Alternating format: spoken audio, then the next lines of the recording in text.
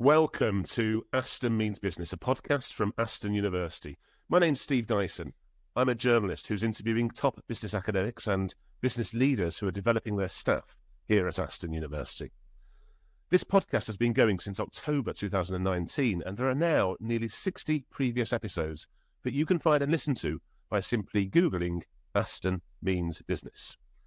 This is the second episode in the seventh series of the podcast, which is focusing on how the university helps to prepare businesses and executives for Industry 4.0 with Aston University's 2030 strategy front of mind.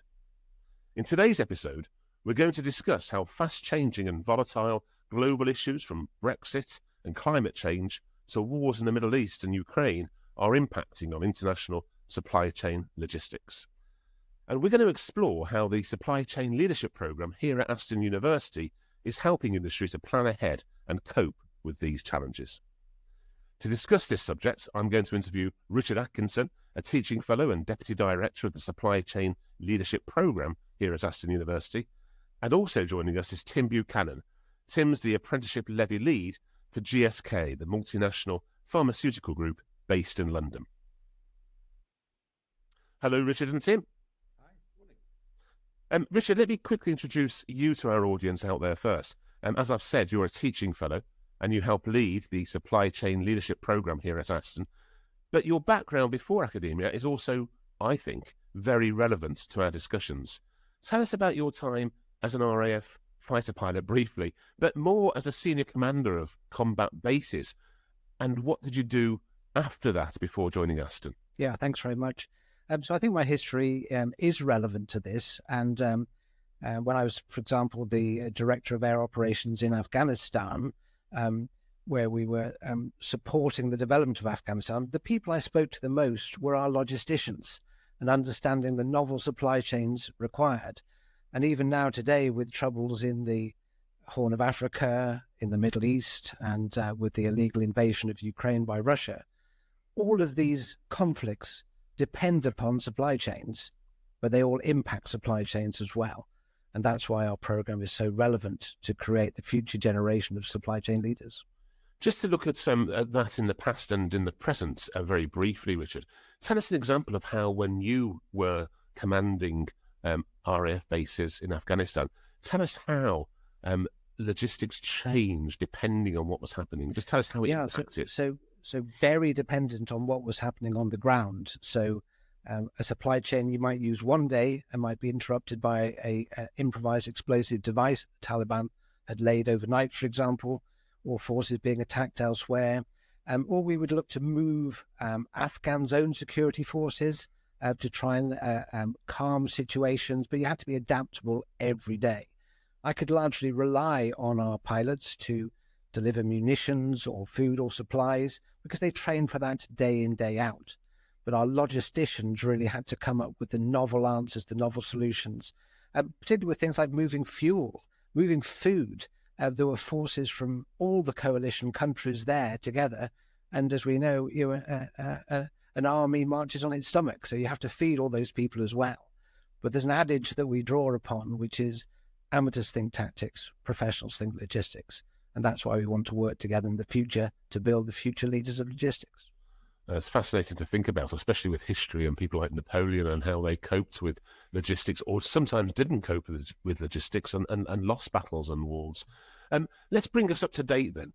Tell us about perhaps 3 or 4 of the things which are going on in the world today and how they're impacting on logistical chain supplies. Yeah, absolutely. So we can look at the Horn of Africa, which is diverting supplies of energy around the world, forcing longer routes, which of course increases costs, reduces supply availability. And we've got to look to the future really, because the big challenge that's really happening is global warming in the background all the time. We've already hit 1.5 degrees, and this is going to strategically impact migration and supply chains across the world. And so bringing these factors into sharp relief, we're going to really need sharp supply chain leaders and professionals to solve these solutions and come up with novel ideas for the future. And give us one of those novel ideas, if you wouldn't mind, Richard. I'm thinking of perhaps something which is front of all our minds at the moment, the Middle East, the Red Sea, the Gaza Strip. How can we get around the fact that that's stopping as a bit of a flow-on from that battle, that there's various attacks on shipping in the area?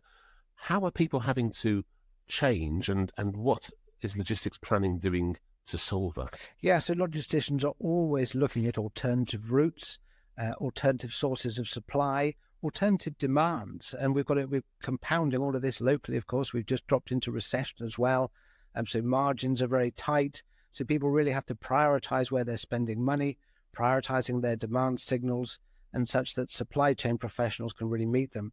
And such that in the future, we need to hit situations where we can deliver water, food, and medicines where they're needed at the right time, safely, securely, and sustainably. So yes, we absolutely need our political leaders, our generals, our admirals, our air marshals, but also supply chain professionals to come up with these solutions, these alternative routes, to come with these are the people we're working with, not just with colleagues from GlaxoSmithKline, but from Coca-Cola, Jaguar Land Rover, DHL, and many, many other companies. And the magic of that, which we bring at Aston, is that they're forging a network for life themselves with all these other colleagues. They work together to come up with these solutions in the future. Tim and I aren't necessarily going to come up with these solutions ourselves. We're going to unlock the brains that are going to do that for us. Fantastic stuff. Let me now turn to Tim Buchanan. Tim's the apprenticeship levy lead at GSK, the multinational pharmaceutical group. And Tim, first of all, just listening to Richard there, do you recognise the challenges that he's sketched? And perhaps, if you do, you can tell us what that means for global groups like GSK. Yeah, I think what Richard sort of outlined at that higher global scenario, that impacts on us just moving things around the world, bringing raw materials in, processing those, changing those raw materials into the drugs that we all see on our shelves, moving those back out to the markets globally. We're in 133 countries across the world, so a lot of things are moving around at any one time, and when you have market launches, for instance, you need to make sure that the supplies are there. So around that element, though, the issues around the Middle East at the moment, transportation, climate, of course, they impact at that point. And then within the local level, even just moving things around within our sites, our number of our supply chain apprentices will be involved in scheduling. So it's making sure that everything's in the right place within the site that's needed to needed for the outcome of what we're producing at that point, and making sure there's enough coming in, enough going out, and that the right people are in place, and that the right paperwork's in place, because one of the things, of course, that we face now is there's an increase in paperwork because of the Brexit scenario. So there's lots of little things that we desperately need to be maintained to make sure that everything works, and we need highly trained people for that. And then they've also got to work in that wider environment where world affairs impact on it. So getting the new generation of supply chain apprentices up to speed and having them gaining the experience, and as Richard said, working with other young people from a range of companies is crucial to the way that we go forward. It sounds it, and just focusing on GSK today, so there must be hundreds, if not thousands, of different lines of products and different supplies going on across 133 countries in all parts of the globe. I mean, just bearing that in mind, what sort of a number of people do you have working just on the logistics side at GSK? It's a large population. We take on 3 or 4 new apprentices every year in this space. We're taking on 3. We're recruiting at the moment for 3 more. Those logistic people, our logistics staff are based on site, and they're in offices, or they are linked into sales teams around the world. We have manufacturing sites in 33 different countries.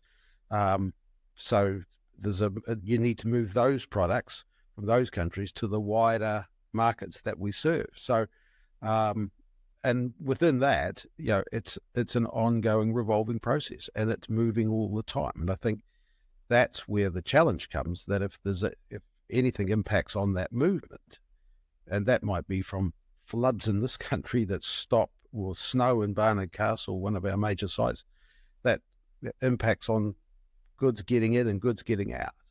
And while that might be a small blip, it's going to cause people to have to quickly readjust and make changes so that they're continuing to make sure those supply chains are working. And another question for you, Tim, just to bring the conversation to Aston University, where we're sitting now talking about logistics and supply chain leadership. How is GSK making sure it has the right skills for the future, and how is Aston University helping that? We go through a demand planning process for our apprentices. So we're looking, wherever possible, 4 years out. So if we're recruiting now, we're looking at these people being in the workforce in 4 years' time. So we're looking at what we know currently, and we're looking at what we might be looking at in the future. Now, there's elements of AI, for instance, that are going to impact on how some of the work within supply chain is done. So how do we start to prepare people for those changes, and what will those changes mean? And we came to Aston, we had at a point where we had had a previous provider, and that had come to a conclusion for a number of reasons. And we actually started off finishing some of our apprentices on the chartered management program, and then starting new apprentices on the supply chain, because we continually know we've got to have a group of new people coming in with the skills that Aston are providing for us to be able to just continually keep refreshing our skills pool within that area of the business. Richard, back to you. Tim explained what GSK apprentices are doing here.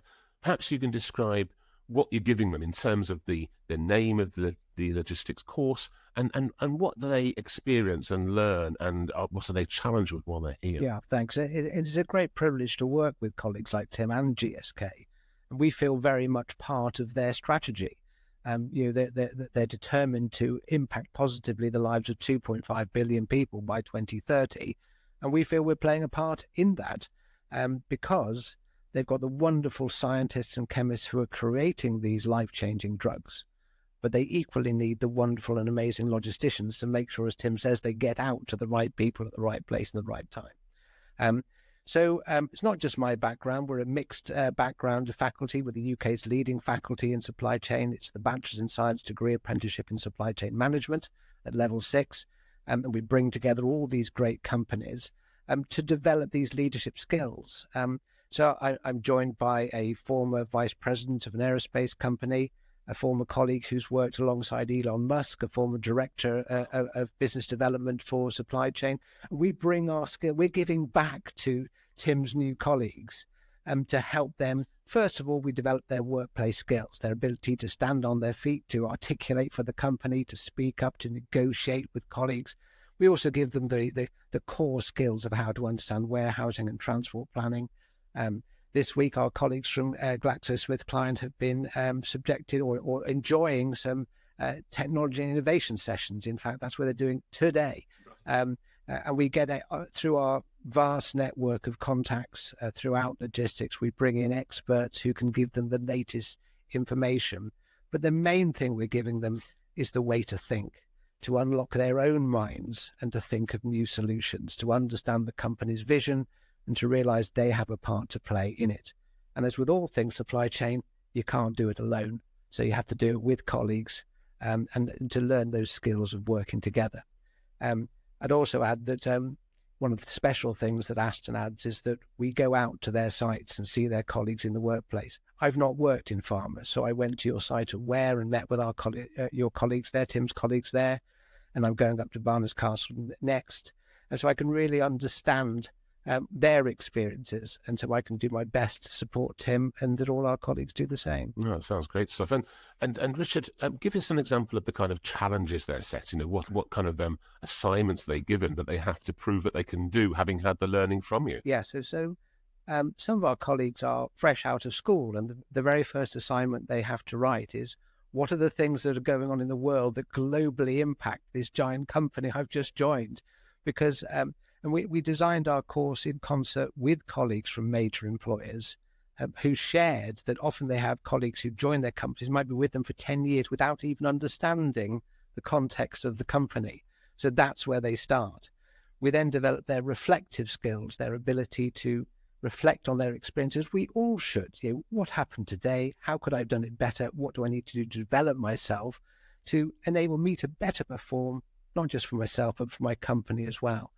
And with my director, David Leach, we've met with Tim and his colleagues to make sure that we're on track all the time delivering our part in their strategy. Tim, from your perspective, how are GSK's apprentices getting on here at Aston? How do you feel that they're developing, and how has the programme developed over the years?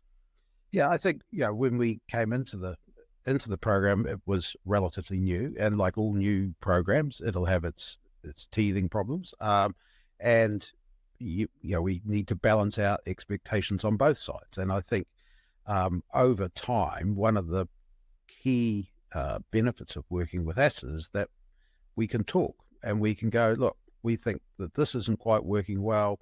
How can we sort of work together to solve that problem? And Richard's saying going out to the sites, that's crucial. Most of the staff involved with our apprentices, the line managers and those people who are setting the work and picking and working with the apprentice to be able to say, look, what are you doing next? How can we work with you to help? Often they don't talk to the people who are delivering the program because they're busy at work. Delivery's happening over here. The apprentice is in the middle. People like me who have overall management of the program are going, how can we make these things work? And at points you're going, there's simple things. There's communication. And once you get communication right in our education and development field, then everything else starts to work more effectively. And I think hopefully Richard I find the sites fascinating. I'm going to Weir next week, actually. We're talking actually for one of the manufacturing degree apprenticeships who will be coming to Aston in September about the plan and how that's going to work and health and safety. But being on site is different from me sitting in my home office and directing. And that's the bit, I think that's the added value. Outside of the added value of all the experience that the staff bring when delivering to the apprentices when they're here. That to me, other providers will have review meetings and things sometimes on site, but actually bringing the core delivery staff and having them on site, even if it's only a couple of times, during the length of the program, that's a big benefit. And tell us, Tim, as well about the product, the results, if you like, of the programme. And remind us how many apprentices you've got at Aston now. And also, when are you getting your first fully made, fully graduated logistics experts joining the company full-time? Actually, this year. I think there's 4, isn't there? Yeah. Anna and Jasmine and Harriet. Yeah. So there's 3 or 4 that are completing this year, which we're looking forward to see. Some of them are already actually in role. In fact, I think all of them have a full-time role already. And this is this program, quite often, the apprentices end up in a full-time role before they complete the apprenticeship. Okay. And that's down to the skills that they've built and how they've demonstrated their worth within the teams that they're working with. And they will move around the business a bit as well, so that they're experiencing a wider range, all still with that supply chain scheduling link, but they'll work in some slightly different departments at times. And that also just helps build that confidence, because it's about confidence and being able to take the skills that you're learning and use them, which is what one of the major benefits of apprenticeships is that you're learning and transferring that learning into an operational environment at the same time. So your retention is so much higher. It's not going on a course 6 months later, you might use it and think, I can't remember what I did. These two things work together, and then the assessments follow that work plan, and everybody knows that where the next step's taking them.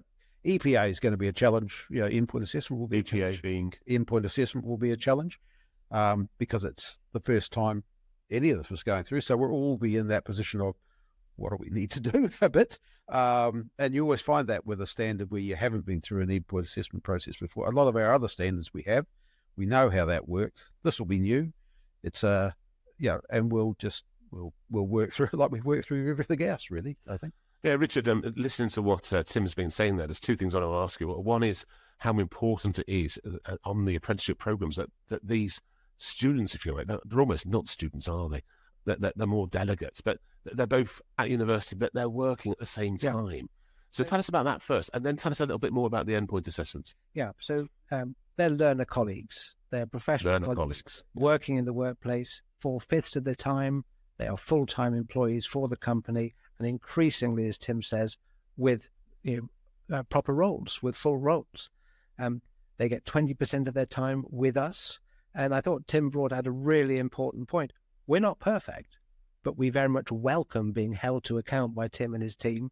And indeed, his own learner colleagues hold us to account as well. And we encourage them to do that. It's so important so we can check and adjust and refine. The endpoint assessment, this program only started 4 years ago with one company or 4 companies in full, but we're now 30 to 40 companies and hundreds of learner colleagues, because it's filling a gap in the market to professionalize the profession of supply chain. And we're heading now to our first experience of endpoint assessment, which to us is a celebration. It's a wonderful conclusion, because everything we do on these programs has to be something these colleagues can use in the workplace the next day. And they build this portfolio of evidence in the workplace. And I remind them that it's not for me, it's for them. So for every interview or opportunity they go to over the next 5 years, probably they can turn, when in an interview, for a promotion, they might be asking, what evidence have you got of something you did to do with? And they go, here it is. Here's what I prepared earlier with my colleagues at Ware or Barnard Castle or with Aston. So it's building this portfolio for life for them. So it's really important. And I think Tim's reflected that we're doing this together, and we mimic this relationship with all our other partner companies. How are the GSK cohort faring? Yeah, really good. It's really good to work with them all. And it's a real joy for me to feel I'm giving back. And most of my colleagues feel that way, because we see them come to us as you would on the first day, a little bit anxious, a little bit nervous. And now they're fulfilling really important roles in really important companies, doing things that will change the world. And we couldn't be more proud of these sort of partnerships. Tim, in a few words, would you recommend Aston University for this type of apprenticeship program? And give me 3 top reasons why, if you would. Well, clearly, we wouldn't be returning if we didn't think there was value in the program. There are other universities who are now starting to offer it. But from our perspective, we've developed that relationship. There is trust. There is, at times, some harder discussions that need to be had, and we need to recognise that sometimes reflects on us as well. And I'm sure Richard would agree.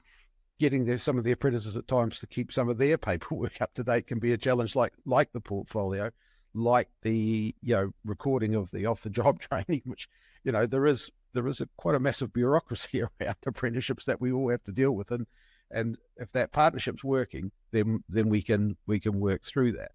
And I think the model, the delivery model works. The having, during COVID, everything was online, and a lot of people thought they'd cracked that online learning. And my view is, no, I don't think they have. I think there's still a lot more to be done. But the mixed blended model we have of online plus face-to-face here, Richard and colleagues going out onto our sites, meeting those line managers that are crucial element in how we develop the apprentices. Then having that interlinking or linking is one of the reasons why we come here. The course has grown, the course has matured, and that's another reason. People have listened to feedback that we've put into, and said, look, we think this needs to happen, or can we tweak this a bit?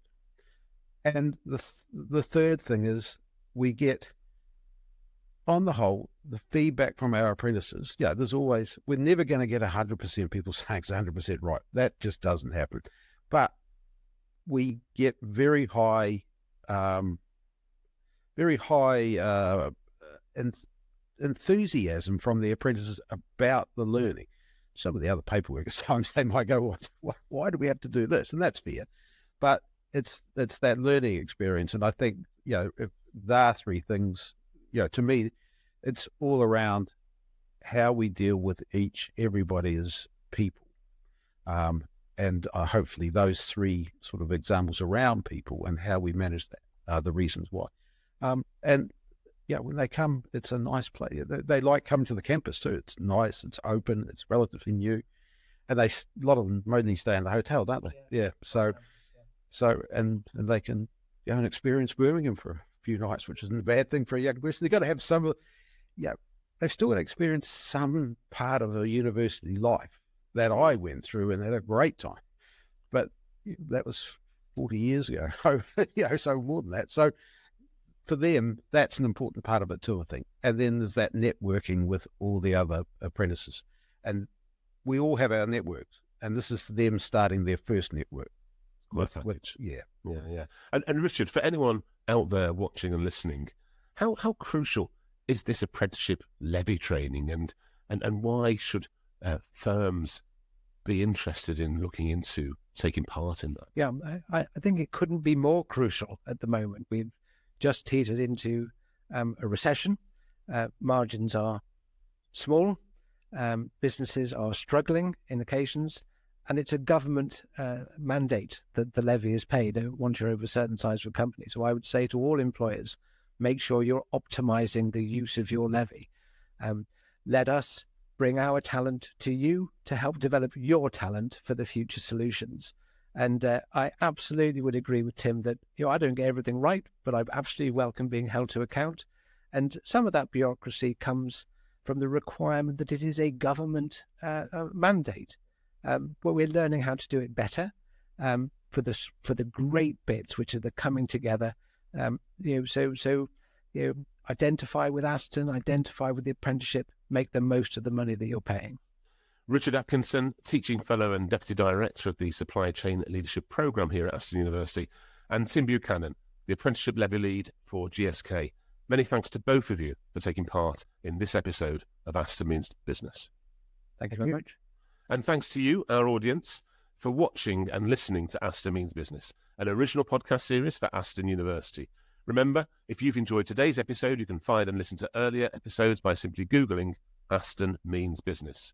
And if you're interested in the Supply Chain Leadership Programme here at Aston University, or if you want to find out more about how your company can benefit from the Apprenticeship Levy, visit aston.ac.uk/business and you can find out more there. Meanwhile, we'll be back soon with more interviews with some of the top business academics, industry leaders and graduates here at Aston University. Aston Means Business. Thanks for listening.